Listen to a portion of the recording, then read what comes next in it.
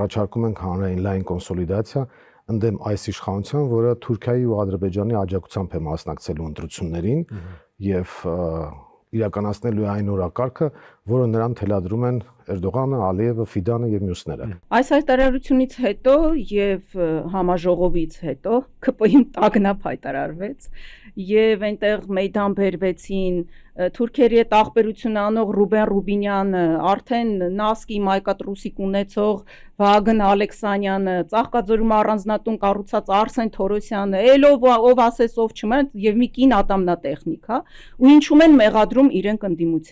ընդդիմությանը մեղադրում են ուշադրություն ընտրությունների միջոցով իշխանափոխություն իրականացնելու ծրագիր ունենալու մեջ, հասկանում ես, աբսուրդը որտեղ է հասնում։ Ունի հարայհրոց են դրել, հասեք, փրկեք, ինքնիշխանություն,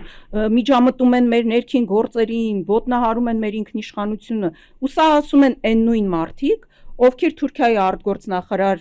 Հական Ֆիդանի աջակցությունը, ուղիղ աջակցությունը Նիկոլ Փաշինյանի նորմալ են համարում։ Մի բան էլ շնորհակալություն են հայտնում նրան։ Ու սա ասում են մարդիկ, ովքեր իրենք են դիմում Եվրամիության չինովնիկներին եւ խնդրում են, աղաչում են, ասում են, եկեք Նիկոլ Փաշինյանին ընտրությունների ժամանակ աջակցեք այնպես, ինչպես որ Մոլդովայում աջակցեցիք Սանդուին։ Ընտրություններից առաջ են սրանք ուզում ընտրությունները արդեն կեղծած լինեն։